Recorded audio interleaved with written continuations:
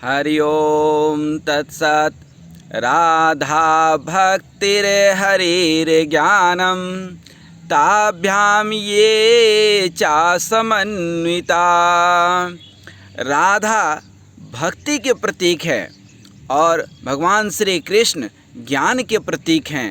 तभी तो गीता जैसा ज्ञान दे करके इस मनुष्य लोक अर्थात मृत्यु लोक को उन्होंने अमरत्व प्रदान कर दिया, जहाँ देवता भी तरसते हैं कि हमको एक बार इस मनुष्य का जो है जन्म मिल जाए, ताकि हम जो है राधा के जैसे भक्ति कर पाएँ और कृष्ण के जैसे ज्ञान प्राप्त कर पाएँ। और यही चीज़ श्री रामचरितमानस में भी कहते हैं, निर्मल जन मन सो मोहि पावा, अमोहि कपट चल छिद्र न भावा। अर्थात हृदय क्या होना चाहिए? सरल होना चाहिए। दुनिया का सब काम सरल है, लेकिन खुद को सरल होना बहुत कठिन है। ये सरल का मतलब क्या है? स से सीता, र से राम और ल से लक्ष्मण। स से सीता अर्थात भक्ति स्वरूप माँ सीता, और राम अर्थात ज्ञान के प्रतीक भगवान श्री राम, और वैराग्य के प्रतीक भाई श्री लक्ष्मण। अर्थात यहाँ ज्ञान, वैराग्य और भक्ति। और श्रीमद् भागवत में कथा भी आती है कि भक्ति के दो पुत्र ज्ञान और वैराग्य, और यही चीज़ राधा और श्री कृष्ण में भी है। राधा भक्तिर हरिर ज्ञानम। यहाँ पर राधा भक्ति हैं और ज्ञान है, तो ज्ञान और भक्ति एक दूसरे के पूरक हैं, न कि एक दूसरे के विरोधी हैं। कई बार व्यक्ति को लगता है ज्ञान मार्ग अलग है, भक्ति मार्ग अलग है और कर्म का मार्ग अलग है। नहीं, भगवान श्री कृष्ण गीता में यही तो समझा रहे हैं अर्जुन को कि कोई किसी से बिलग नहीं है। भक्ति, ज्ञान और कर्म तीनों एक दूसरे के पूरक हैं, क्योंकि भगवान श्री कृष्ण खुद कहते हैं कि बिना कर्म किए इस संसार में जीवन का निर्वाह होना भी संभव नहीं है। तो कर्म तो करना पड़ेगा, लेकिन कर्म में आसक्ति न हो, इसका ज्ञान हो। इसका ज्ञान हो कि कौन सा कर्म हमें किस तरह से करना है, कौन सा कर्तव्य कर्म है। और कर्म का एक अर्थ वहाँ पर यज्ञ है, तो दूजा अर्थ है आराधना। कर्म भी तीन तरह के, चाहे वो संचित कर्म हो या क्रियामान कर्म हो या प्रारब्ध कर्म हो। जो अभी हम तत्काल कर रहे हैं, अब जो प्रारब्ध में हो चुका उसके तो हम कुछ नहीं कर सकते हैं। भगवत नाम लेकर भजन करके ही यदि पाप कर्म हुआ है तो उसको या तो मिटाया जा सकता है या भोग करके जो है हम उसको मिटा सकते हैं।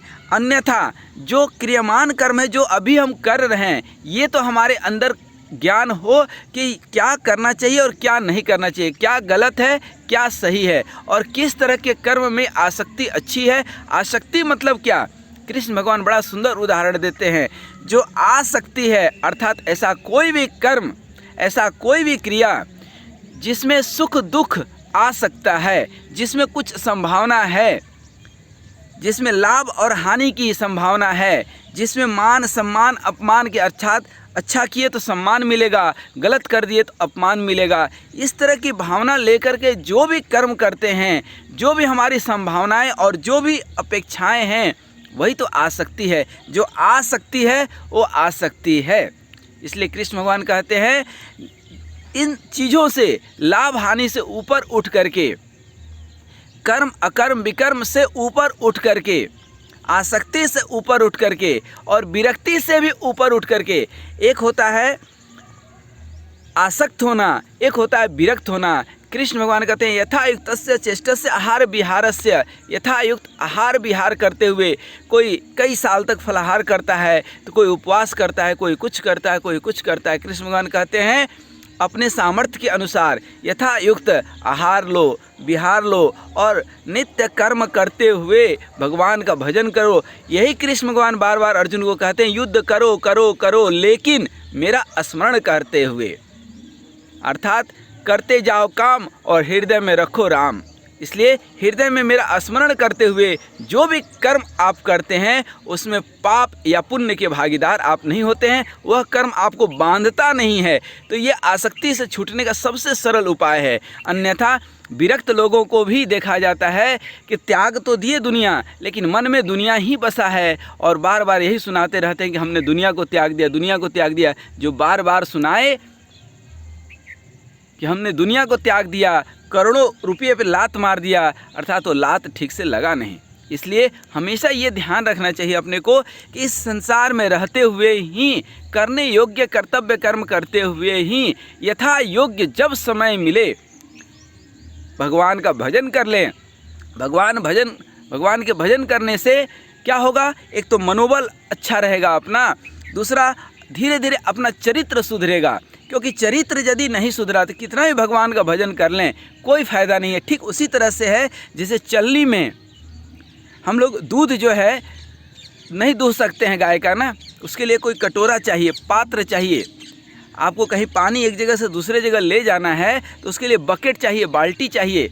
उसको चलनी में नहीं ले जा सकते हैं क्योंकि उसमें छिद्र है, या कोई बाल्टी है उसमें छेद पहले से ही है, तो फिर पानी पहुँच नहीं पाएगा। तो कहने का मतलब है कि लीक प्रूफ भजन करने के लिए, शाश्वत भजन करने के लिए, कुछ पाने के लिए, एक अनुभूति और अनुभव पाने के लिए आपको छिद्र रहित बाल्टी अर्थात चरित्रहीनता को त्यागना पड़ेगा। तो अपने चरित्र को मजबूत कीजिए। विपरीत परिस्थिति में भी मनोबल को मजबूत रखते हुए यथा समय भगवान का थोड़ा सा आधा घंटा, 1 घंटा, 24 घंटा में 14 से 40 मिनट होते हैं, 40 मिनट ही भगवान का भजन कर लीजिए। कुछ नहीं तो 14 मिनट ही भजन कर लीजिए। भजन करो भरी जवानी में, नहीं तो अंत समय पछताओगे। और बुढ़ापे में क्या कोई भजन कर लेगा? जिसका बचपन प्रबुद्ध नहीं रहा, जवानी शुद्ध नहीं रहा, भरी जवानी में जिसने भजन नहीं किया, बुढ़ापा में भजन करने में मन लगेगा? बेवकूफ़ समझे हो? बिल्कुल नहीं। भक्ति के मार्ग पर वही चल सकता है जिसका हृदय सरल हो, अर्थात जिसके अंदर ज्ञान हो, जिसके अंदर भक्ति हो, डिवोशन हो, और जिसके अंदर एक प्रीतिपूर्वक भजाम में हम, जिसको अंदर एक इंटरेस्ट भगवान का भजन करने का। और तब धीरे धीरे जब एक बार अनुभव मिल जाता है फिर छूटता नहीं है। पहले मन को कुछ पकड़ाना है। मन एक बार भगवान का भजन पकड़ लेगा, फिर कुछ दिनों के बाद निरंतर अभ्यास से, वैराग्य से क्या होगा? भजन मन को पकड़ लेगा, भगवान मन को पकड़ लेंगे। हे प्रभु, आप कहाँ हैं मुझे नहीं पता, लेकिन मैं कहाँ हूँ आपको तो पता है। इसलिए प्रभु को सब पता है। थोड़ा सा भगवान का भजन करके देखिए, नित्य निरंतर करके देखिए। 2, 4, 5 सालों में तो ये मन को जिस दिन भजन पकड़ लेगा फिर कोई दिक्कत नहीं आने वाली है, ज़िंदगी चकाचक हो जाएगी। इसलिए यथा समय 3 चीज़ों को हमने बताए। व्यक्तिगत जीवन में अपने चरित्र को ऊंचा रखना है, मनोबल को हमेशा सकारात्मक रखना है, और तीसरा तत्व है कि भजन से महत्वपूर्ण भोजन भी नहीं है, अर्थात भोजन बाद में, भजन पहले। और उधर ज्ञान, यथा समय अच्छे शास्त्रों का अध्ययन करें, स्वाध्याय करें, भगवान का भजन करें, भक्ति, और यथा युक्त जो कर्तव्य कर्म है उससे पीछे नहीं हटे, कर्तव्य से विमुख नहीं होना है। भक्ति का मतलब बेवकूफ़ होना नहीं है, बल्कि चालाक होना है, मजबूत होना है, कर्म में दृढ़ता होना है, 24 घंटा में 20 घंटा मेहनत करने की तल्लीनता होनी चाहिए। काम करते जाओ, राम राम जपते जाओ, इसी में जीवन का सार्थकता है। हरि ओम तत्सत, हरि ओम तत्सत।